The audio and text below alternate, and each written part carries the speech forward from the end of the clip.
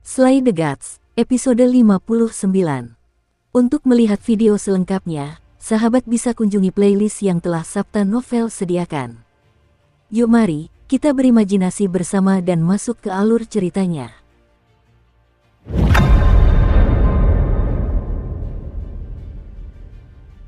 Ketika Bailey Pangpang melihat bahwa itu adalah Molly, matanya berbinar dan dia mengangguk berulang kali. Seorang prajurit wanita lainnya menggenggam tangan Molly, dan Molly kemudian menggenggam tangan Bailey Pangpang. Ketiganya diam-diam mundur menuju tembok. Sebuah riak menyebar di tembok, dan sosok mereka menghilang di dalamnya. Setelah menembus dinding, Bailey Pangpang tiba di balkon sebuah kamar asrama.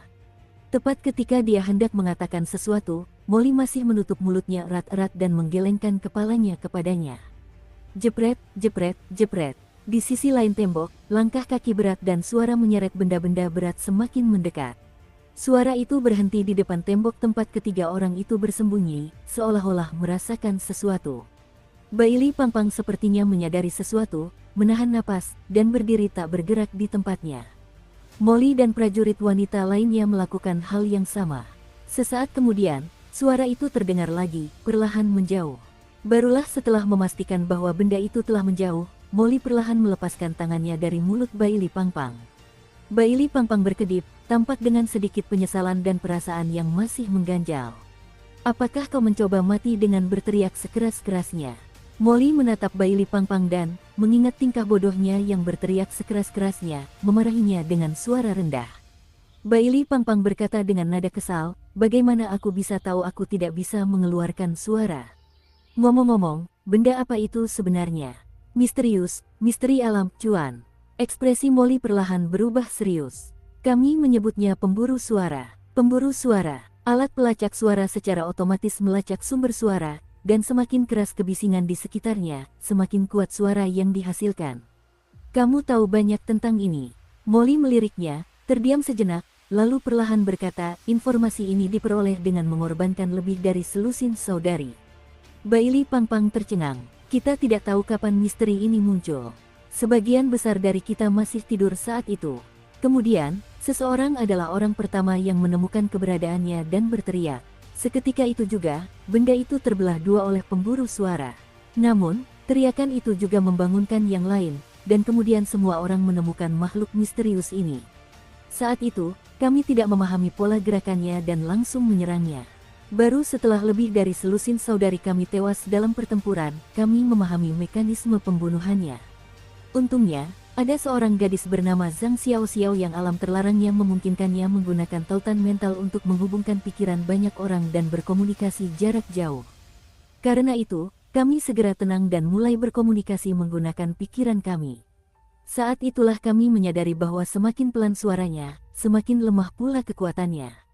Tepat ketika kami bersiap menggunakan suara untuk mencoba membunuhnya, ruang di sekitar kami mulai terdistorsi, dan kami terpisah secara paksa. Wajah Bailey Pangpang agak pucat. Maksudmu, benar-benar ada lebih dari selusin rekrutan baru yang tewas dalam pertempuran. Tapi bukankah ini seharusnya hanya latihan? Sebuah latihan. Molly mencibir. Ketika kau menyaksikan pembunuh misterius itu dengan mata kepala sendiri, ketika kau melihat rekan-rekanmu yang kau kenal dipotong menjadi dua di bagian pinggang, apakah kau masih akan berpikir itu hanya latihan? Jenis olahraga apa yang akan menelan lebih dari selusin nyawa? Niat membunuh yang mengerikan terpancar di mata Molly. Aku akan membunuh makhluk misterius itu dengan tanganku sendiri. Bailey Pangpang terdiam sejenak, lalu bertanya, jadi, apa yang harus kita lakukan sekarang? Ikutlah denganku. Molly meraih pergelangan tangan Bailey Pangpang lagi, mengangguk kepada prajurit wanita di sampingnya, dan prajurit wanita itu memimpin mereka berdua melewati lebih dari selusin dinding, akhirnya tiba di ruang boiler. Ini seharusnya menjadi ruangan terbesar di seluruh 3 bangunan. Awalnya, ruangan ini berada di paling kanan lantai pertama, tempat para rekrutan baru mendapatkan air panas. Ukuran ruangan ini setara dengan 3 ruangan yang digabung. Di ruang yang luas ini, puluhan tentara wanita kini duduk di tanah. Mereka terbagi menjadi 3 kelompok, masing-masing memegang papan gambar, seolah-olah sedang mencatat sesuatu. Semua orang tetap diam, gerakan mereka ringan, seolah-olah mereka dapat berkomunikasi satu sama lain hanya dengan pandangan sekilas. Bailey Pangpang tercengang melihat pemandangan aneh ini. Molly memberi isyarat kepada salah satu gadis, dan sesaat kemudian cahaya samar memancar dari ujung jari gadis itu. Segera setelah itu, suara gaduh meletus dari pikiran Bailey Pangpang, seolah-olah headphone dipasang langsung ke kepalanya, suaranya sangat jernih. Tidak, ketika Molly sedang melakukan survei, dia mengatakan bahwa di sebelah kamar 46 bukanlah kamar asrama, melainkan koridor yang telah diputar 90 derajat. Kakling, peta tata letak ruangan untuk zona 5 hampir selesai. Bisakah kamu melihat apakah peta tersebut dapat digabungkan dengan peta untuk zona 4? Tunjukkan padaku peta keseluruhan dari 10 menit yang lalu. Kurasa sekarang aku mengerti sesuatu. Ya, ini rotasi 90 derajat. Penampang asli di sana diputar 270 derajat, jadi terbalik. Meskipun tidak ada seorang pun yang hadir mengeluarkan suara, Bailey Pangpang dapat mendengar percakapan mereka dengan jelas, sebuah perasaan yang benar-benar aneh. Ini adalah tautan mental Zhang Xiao. Kita bisa berkomunikasi langsung melalui pikiran. Namun, area terlarangnya tidak terlalu besar, dan hanya mencakup 2 ruangan di sekitarnya. Suara Molly bergema di benak Bailey Pangpang. Apa yang mereka lakukan? Gambarlah peta distribusi spasial waktu nyata dari ketiga bangunan itu. Tatapan Molly tertuju pada kerumunan yang ramai. Entitas misterius yang mengendalikan ruang ini dan pemburu suara telah bergabung.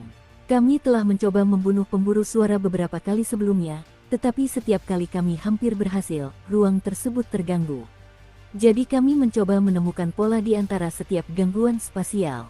Keruntuhan terlarang Xiaoling memungkinkannya bergerak bebas tanpa terhalang medan, jadi dia dan aku bertindak sebagai pengintai, menjelajahi semua ruangan lalu kembali untuk memberitahu mereka nomor dan urutan ruangan. Mereka bertanggung jawab untuk menggambar, mengumpulkan, dan meringkas. Mata Bailey Pangpang membelalak. Ganas sekali. Bagaimana kalian bisa menciptakan desain seperti itu? Setiap orang memiliki kelebihannya masing-masing. Di antara prajurit wanita kita, ada ahli strategi seperti Lin Qiye. Tatapan Molly tertuju pada gadis yang duduk di tengah kelompok, termenung, menatap beberapa cetak biru yang terbentang di hadapannya. Secercah kebanggaan muncul di matanya.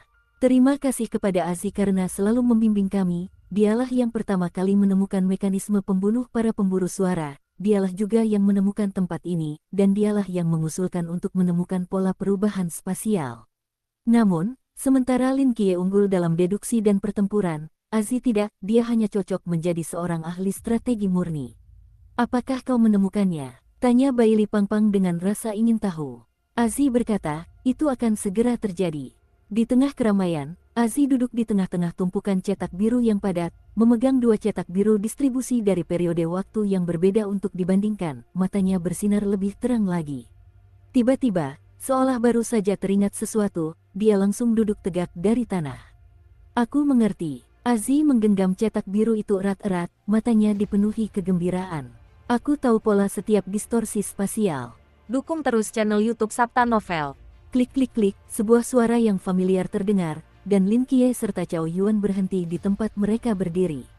Keenam ruangan, atas, bawah, kiri, kanan, depan, dan belakang, bergeser dengan cepat sebelum akhirnya menetap di satu titik tertentu. Distorsi spasial lainnya terjadi, dan lingkungan sekitarnya berubah sekali lagi. Lin Qiye, yang selama ini merasakan sekelilingnya dengan mata tertutup, perlahan membuka matanya. Horizontal 19, 27, 33, 20, 17. Vertikal 04, 09, 37, 18, 23. Lin Qiye duduk di tanah, alisnya berkerut, bergumam sendiri. Jari-jarinya bergerak ringan di atas ubin, seolah-olah dia sedang menghitung sesuatu, atau mungkin menggambar sesuatu. Cao Yuan, yang berdiri di samping, hanya bisa duduk di kursi sambil menggenggam pisaunya, menyaksikan Lin Qiye terus berbicara tanpa henti, merasa seperti orang bodoh. Lin Qiye bergumam selama lebih dari 2 menit, lalu menghela napas dan perlahan berdiri dari tanah. Bagaimana rasanya? Cao Yuan tak kuasa menahan diri untuk bertanya. Kemampuan mental saya hanya mencakup radius sekitar 100 meter. Ketika ruang terdistorsi, saya tidak dapat mendeteksi semua perubahan. Namun, saya berhasil menemukan beberapa petunjuk. Lin Qiye berpikir sejenak, sambil menggesturing dengan kedua tangannya di udara. Distorsi spasial mungkin tampak rumit, tetapi sebenarnya hanya melibatkan 2 perubahan dasar, rotasi horizontal dan vertikal. Setiap sudut rotasi selalu merupakan kelipatan bilangan bulat dari sudut siku-siku, dan titik awalnya tidak pasti. Meskipun hanya satu bagian yang dapat diputar pada satu waktu, kecepatan rotasinya sangat cepat, sehingga menciptakan ilusi distorsi spasial. Cao Yuan, yang mendengarkan dari samping, merasa sakit kepala mulai menyerang. Jadi, apakah kau meramalkan pola perubahan spasial? Tidak, informasi yang saya miliki terlalu terbatas, dan saya belum melakukan pengamatan yang cukup. Lin Qiye menggelengkan kepalanya, berpikir sejenak, lalu berbicara dengan agak ragu, namun saya selalu merasa bahwa pola perubahan ini agak familiar. Saat Lin Qiye sedang merenung, suara seretan yang familiar terdengar lagi dari kejauhan. Ekspresi kedua pria itu mengeras, mereka saling bertukar pandang, dan diam-diam meletakkan tangan mereka di gagang pedang masing-masing. Lin Qiye pernah mengatakan sejak lama bahwa selama mereka menguasai mekanisme pembunuhan misterius ini, tidak akan sulit bagi mereka untuk memusnahkannya, mengingat kekuatan tempur mereka. Mereka mengembara di ruang yang kacau ini untuk memahami hukum perubahan. Jika mereka bertemu lagi dengan makhluk misterius itu, tidak ada salahnya untuk langsung memusnahkannya. Kegelapan pekat menyebar dari Lin Qiye, dan termos, cangkir teh, gantungan baju, serta barang-barang lain di asrama secara bertahap melayang dan berputar-putar di sekitarnya. Lin Qiye melirik Cao Yuan, dan Cao Yuan langsung mengerti, lalu perlahan berjalan menuju pintu di belakangnya. Ruang asrama terlalu sempit. Melawan pria tanpa kepala di sini akan membuat mereka memiliki sedikit ruang untuk menghindar, yang akan menjadi kerugian besar bagi mereka. Mereka harus mencari lokasi lain. Mencicit, Lin Qiye mendorong pintu dengan sangat perlahan, tetapi pintu itu sepertinya bermasalah, mengeluarkan suara pelan. Dalam keadaan normal, ini bukanlah masalah, tetapi dalam situasi ini, suara itu terdengar sangat tiba-tiba. Pupil mata Lin Qiye sedikit menyempit, dan tanpa berpikir panjang, dia segera mundur, begitu pula Cao Yuan. Sesaat kemudian, bayangan hitam besar melesat melintasi kedua ruangan, mata pedang pemenggal kepala berkelebat, dan pintu yang tadi mengeluarkan suara langsung terbelah menjadi dua. Di reruntuhan tergelap, suara Lin Qiye setenang hantu, sementara Cao Yuan telah melepas sepatunya sejak lama untuk menghindari suara, dan telah berjalan tanpa alas kaki hingga saat ini, sehingga langkah kakinya hampir tidak terdengar. Saat ini, Lin Qiye dan yang lainnya berada di koridor panjang. Meskipun tidak terlihat seperti di lantai pertama, setidaknya koridor ini jauh lebih besar daripada asrama. Setelah pria tanpa kepala itu menebas pintu, dia berdiri di sana untuk waktu yang lama, lalu perlahan bergerak maju, menyeret pedang pemenggal kepala di belakangnya.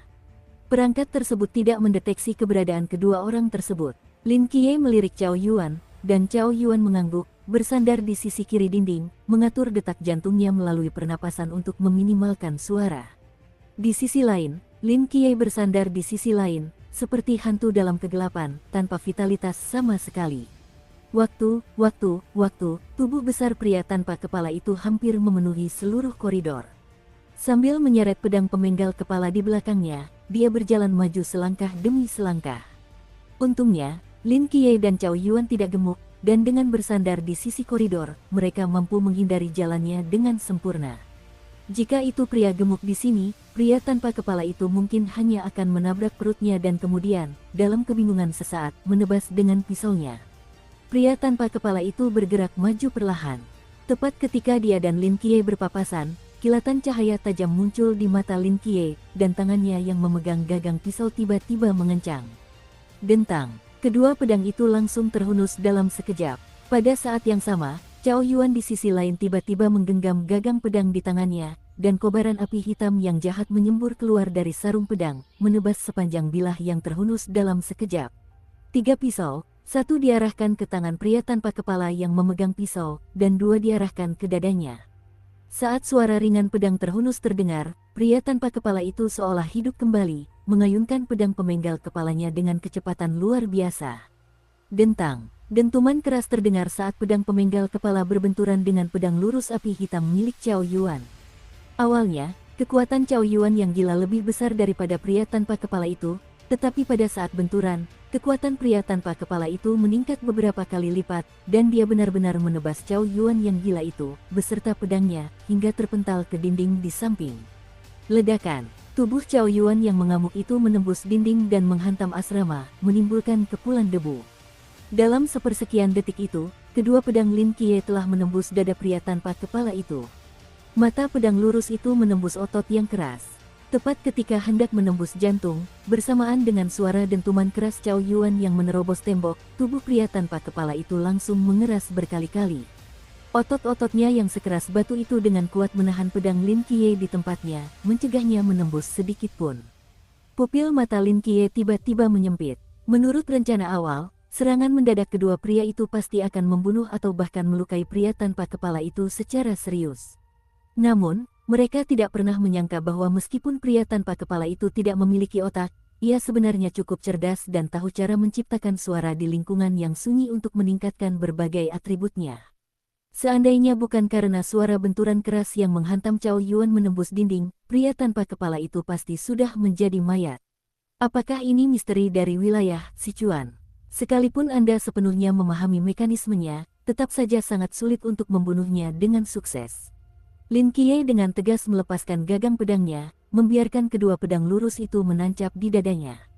Tubuhnya terlempar ke belakang seperti daun layu tertiup angin. Pada saat yang sama, pria tanpa kepala itu mengayunkan pedang keduanya dengan kecepatan kilat.